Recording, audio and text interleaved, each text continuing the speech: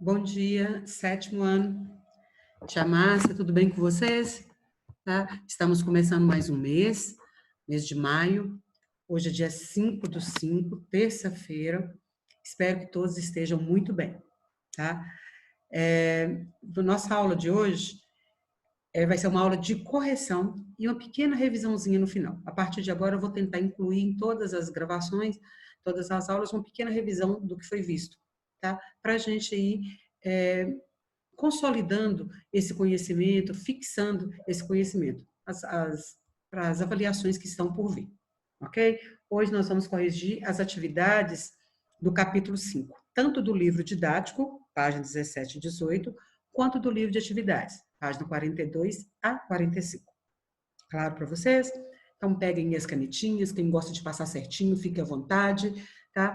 Quem errar, né, passa um tracinho e vai lá depois, olha direitinho por que errou, o que não foi entendido, tá? Que isso é importante, tá bom? Vamos lá. Vamos começar com vocês com o livro didático, página 17. Eu coloquei a página em todos aqui para que vocês não se percam. Escreva um parágrafo explicando por que a África é um continente multifacetado, tá? Começamos com o português, multifacetado aqui, gente. Então, a gente está falando de um continente que tem múltiplas faces, que é muito variado. Então, nesse parágrafo aqui, é importante que você fale das diferenças geográficas, das diferenças humanas, observadas em todo o continente, bem como dos muitos povos, das etnias distintas que o compõem, as diferenças religiosas e culturais. Então, não é um continente homogêneo, com uma cara só.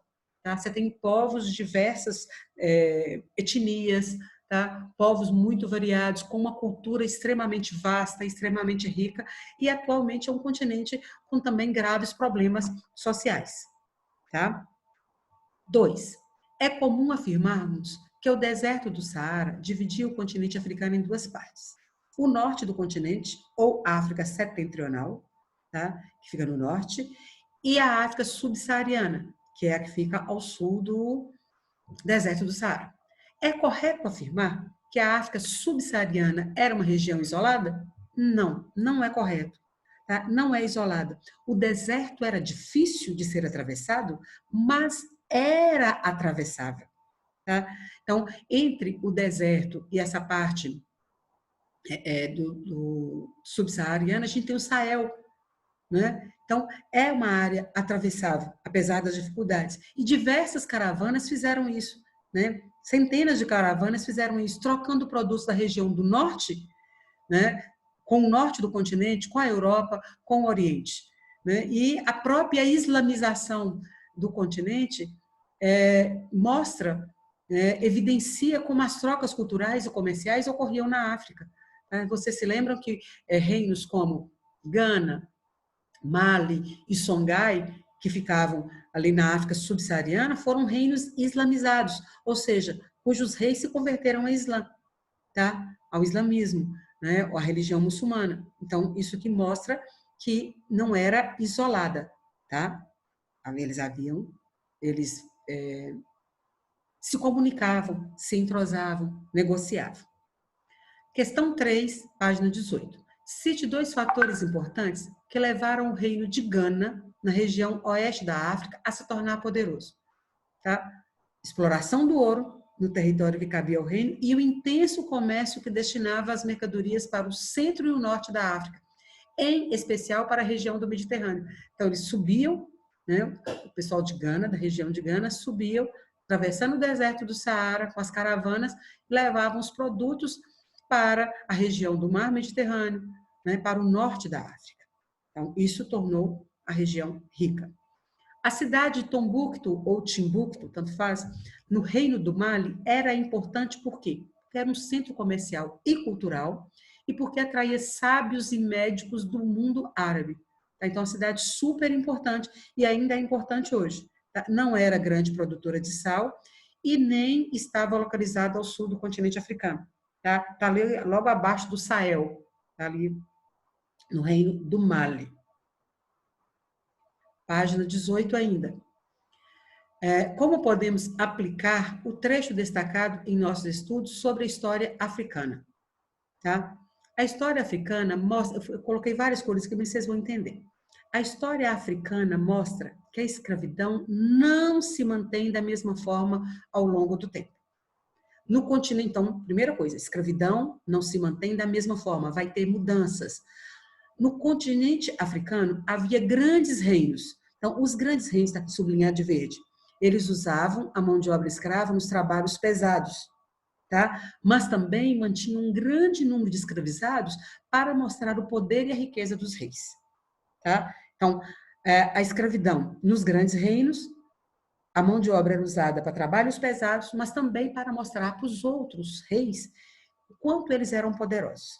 Nas sociedades não organizadas em reinos, que está aqui de azul, os escravizados eram em número menor e eram utilizados em que serviço? Em que serviços? Agricultura e para ajudar no sustento e manutenção do grupo. Tá? No caso dos árabes islâmicos, eu coloquei de rosinha, os escravizados eram empregados no governo, comércio ou serviço militar. Tá? Em todas essas situações, seja nos grandes reinos, seja nos que não são reinos, seja nos árabes islâmicos, tá? A escravidão era restrita a determinados grupos de pessoas. Normalmente, quem que era escravizado? Tá? Prisioneiros de guerra, pessoas endividadas ou que cometeram crime. Tá? Então, só pergunto para vocês, na África, antes dos portugueses, antes dos europeus, quem eram os grupos escravizados? Prisioneiros de guerra, pessoas endividadas ou que cometeram crime. E grande quantidade, em número menor ainda, do que alcançada na África após a chegada dos portugueses. Então, após a chegada dos portugueses, eles vão transformar a escravidão de pessoas num negócio muito lucrativo. Vocês conseguiram entender a quantidade de cores? Então, primeiro aqui, escravidão não acontece da mesma forma. De verde, está falando da escravidão nos grandes reinos, tá? Trabalhos pesados e para mostrar poder e riqueza dos reis. Onde não era grande reino, tá? De azul, tá?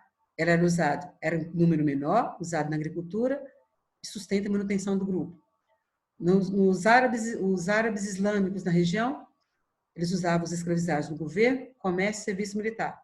Ponto comum, todos aqui eram prisioneiros de guerra, pessoas endividadas ou que cometeram crime. Após a chegada dos portugueses, tá? Após a chegada dos portugueses, eles transformaram a escravidão das pessoas num negócio muito lucrativo. E aí vai mudar. A situação vai ficar diferente. Fechando a página 18, qual foi a principal forma de difusão do islamismo na África? As caravanas de comerciantes árabes. Tá? Então, facilitava o comércio ser islamizado. Livro de atividades, página 42 a 45. Vamos a eles? Começa com um mapa da África, né? Um infográfico aqui. Aí eu coloquei para você, separei direitinho para não confundir as cores. Tá? O que está de laranja é o reino de Gana. O reino de Gana vai ser depois dominado pelo reino do Mali. O reino do Mali está de amarelo e vai pegar o reino do Mali. O de verde, esse verde mostarda, que esse verde musgo, é o reino de Songhai, que domina o reino de Mali. Tá? Então, a gente tem reino de Gana, de laranja, reino do Mali, de amarelo, e o reino de Songhai, de verde musgo aqui. Tá? E a ordem aqui é interessante, porque um vai dominando o outro. O reino de Mali domina o de Gana, e o reino de Songhai domina o de Mali. Tá? E o outro grande reino que aparece aqui, o reino do grande Zimbábue, que está aqui, essa cor mostarda. Né? Aqui é o reino do grande Zimbábue. E aqui de marronzinho, o reino do Congo. Tá? Só para vocês conseguirem localizar aí na África. Então, com base no mapa completar, o reino identificado da cor laranja é Gana. Ele foi formado no século IV, teve seu apogeu no século X e foi destruído no século XIII, por volta de 1240, pelo reino do Mali. As riquezas: sal, tecidos, cavalos, tâmara e ouro. Tâmara é uma fruta. O reino de Gana comercializava com os árabes e com os berberes. Os berberes são os povos nômades do deserto do Saara. O reino identificado na cor verde é o reino de Songhai. Ele foi formado no século VII, tá? Mas ele fica sobre o reino de Songhai, ele fica sob o domínio do Mali durante muito tempo. Ele só se liberta lá na frente, lá no século XV, tá? Suas riquezas: ouro, sal e marfim, tá?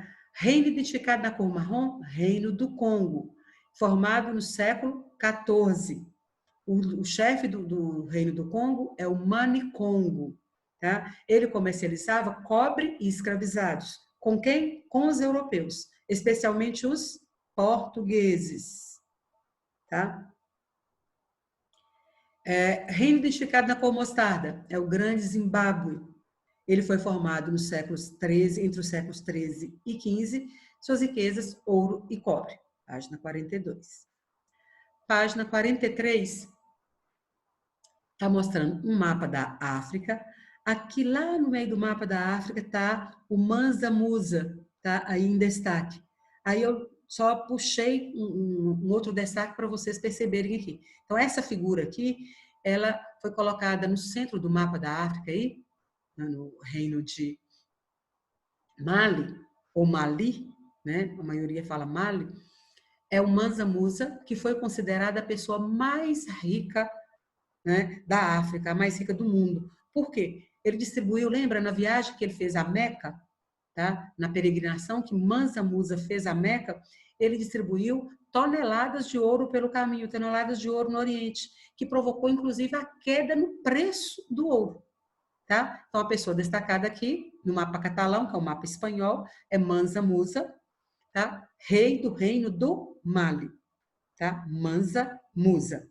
Ele é retratado com uma coroa e segurando em suas mãos uma espécie de cetro de ouro e na outra uma pepita de ouro. Tá? Então, aqui. O reino do Mali desenvolveu-se a partir do século XIII, após a queda do reino de Gana. Então, Mali domina Gana. Conquistou territórios ao sul, onde havia minas de ouro, controlando assim o comércio transariano.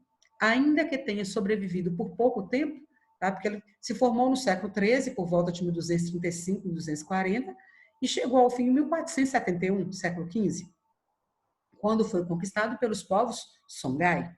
Tá? O povo Songhai foi dominado pelo Mali durante muitos séculos, tá? Porque o povo Songhai, quer ver na página anterior eu coloquei para vocês, ele foi formado no século VII, tá? E o povo Songhai só fica autônomo, só conquista a autonomia do Mali no século XV. Tá? Então, esse reino, que é o reino do Mali, ficou conhecido em todo o mundo mediterrâneo por causa de Mansa Musa, tá? E da riqueza que ele distribuiu durante sua viagem a Meca, o que explica a sua imagem no mapa. Tá claro aqui? Os malineses controlaram várias cidades, como Gao, que era a capital Songhai, e Tombouctou, ou Timbuktu, que foi convertido em um centro de estudos de comércio islâmico. No infográfico da questão anterior, o reino de Mali é o de cor amarela. Com dúvida? Então, lembrar aí que o Mansa Musa foi considerada a pessoa mais rica do mundo, tá? Distribuiu toneladas de ouro em sua viagem à Meca, em sua peregrinação à Meca. O Mali ficou conhecido em toda a região do Mediterrâneo por causa de Mansa Musa, quando ele fez sua peregrinação a Meca. E o que é Meca? Você sabe? Meca é a cidade sagrada dos muçulmanos, tá? Do povo islâmico. E Mansa Musa era da religião islâmica. A expressão artística dos povos africanos é bastante diversa. Observe a seguir e lê as informações sobre ela. Quando fala para ler as informações, a gente sempre lê tudo que está ao redor. Tá? É uma placa de bronze do século XVII, proveniente do Benin. O tamanho dela tem 39 centímetros. Ela é do século XVII e ela está no Museu Metropolitano de Arte de Nova York. Ela retrata o quê? Guerreiros de Benin, esculpidos em bronze, armados com lanças e espadas. Usam como ornamento colares de dentes de leopardo e sinos. 2 pequenos músicos aparecem na parte inferior da placa. Tá? Então, aqui está pedindo para você o que você concluiu sobre o povo que produziu essa placa. Você pode concluir, por exemplo, que a placa a obra é uma placa de bronze, que é bastante trabalhada, indicando que o povo que produziu aqui, que é o povo do Benin, eles dominavam a técnica de fundição, né? Transformar aqui o bronze.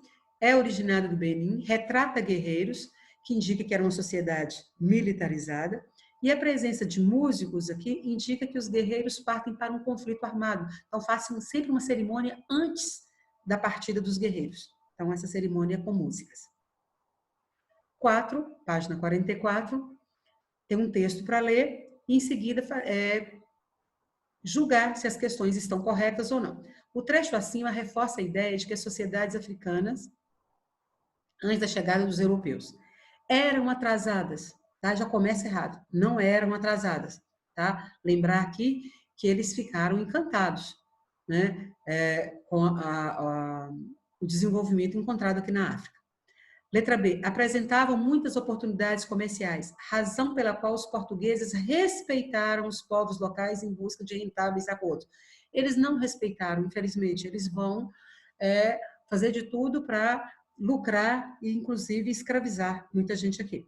Letra C. Tinham povos com diversas crenças diferentes, motivo que levou os europeus a entrar em confronto com os povos africanos apenas para catequizá-los, ajudando a disseminar a fé católica. Está falso porque não é apenas para catequizá-los, eles querem catequizar. Tá? Eles acharam que o único setor em que eles se acham superiores, tá? Aqui, ó, eles acham que eles desconhecem a verdadeira fé, mas só se consideravam superiores por serem cristãos. Então, eles queriam ensinar a fé católica, mas não é só para isso que eles vão entrar em contato. Eles vão entrar em contato para explorar, para escravizar mesmo. Letra D. Causavam inveja aos povos europeus pelo grande desenvolvimento, o que levou os europeus a destruir suas cidades. Tá? Elas não causam inveja pelo desenvolvimento. Eles não vão destruir as cidades por causa disso. Eles vão explorar.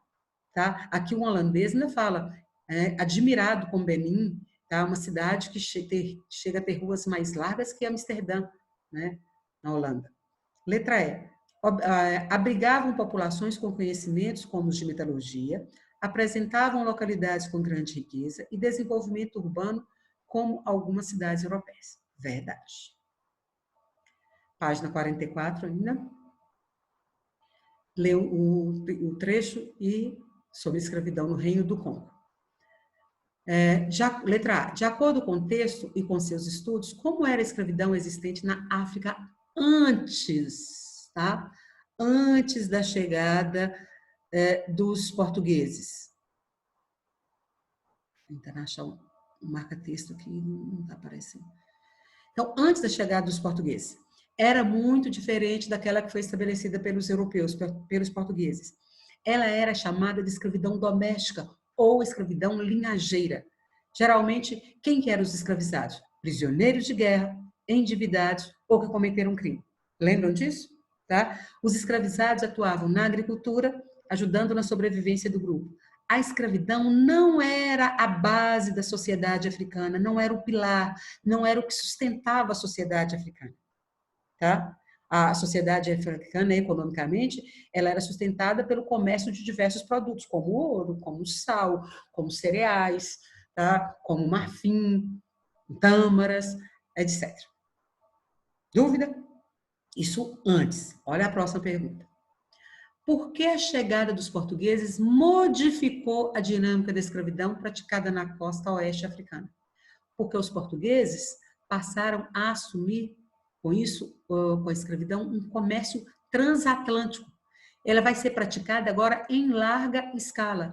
Os escravizados passaram a ser retirados da África. Eles vão ser separados de seus grupos sociais e serão levados para locais distantes, tá? Como a América, como a Europa. E isso vai fazer com que eles percam seus vínculos culturais e comunitários. Tá? Então, os portugueses vão transformar a escravidão em algo extremamente lucrativo. E não vai ser só prisioneiros de guerra que serão escravizados, não. Não vai ser só endividados, prisioneiros de guerra ou que cometeram crime. Qualquer africano pode ser escravizado, inclusive reis. Página 45. um textinho, interpretação, com base na leitura do texto, explique com suas palavras por que ocorria a prática da escravidão entre algumas sociedades africanas. Na Idade Moderna, as sociedades africanas eram organizadas em reinos, impérios ou aldeias. Então, a gente tinha de todo tipo. Tá? Os mais poderosos eram os reinos e os impérios. Tá? As aldeias eram as menores. E era pelos laços de comunidade que eles se identificavam. Eles não se viam como habitantes de um continente. Eles se viam como pessoas membros de um reino, do reino de Gana, do reino de Mali, do reino de Songhai, tá? do Império do Congo. Tá? Eles não eram vistos, eles não se sentiam parte de um continente. Tá? Se sentiam parte de grupos. Aqueles que não eram identificados dentro do mesmo grupo eram vistos como estrangeiros. Então, quem não era do Congo era visto como um estrangeiro. E também podia ser um inimigo. E se era um inimigo, eles lutavam contra eles e podiam ser escravizados caso fossem derrotados em um conflito. Tá? Então, a escravidão era diferente. Diferencie... Ele foi a 6, aqui a 7. Diferencia as relações estabelecidas entre portugueses e os povos das costas Atlântica e Índica. Costa Atlântica, ou seja, a parte da África banhada pelo Oceano Atlântico. O processo de descoberta foi aos poucos, foi paulatino.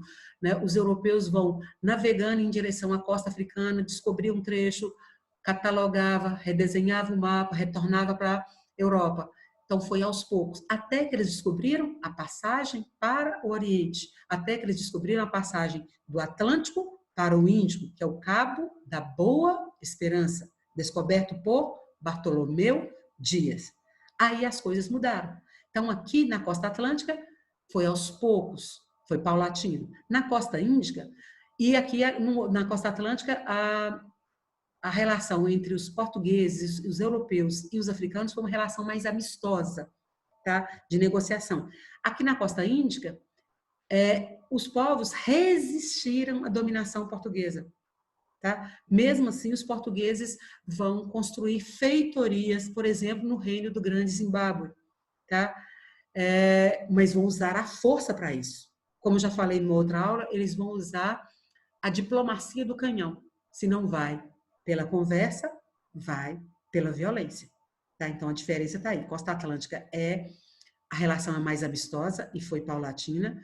Costa Índica, houve resistência, houve conflito, tá? Houve atritos à dominação portuguesa. Mas os portugueses se impuseram.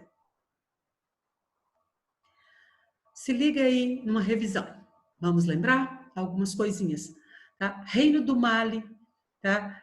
Foi governado por vários reis, mas o principal, o mais conhecido, foi Mansa Musa, que foi considerada a pessoa mais rica da história. Por quê? Porque distribuiu toneladas de ouro durante sua peregrinação do Reino do Mali até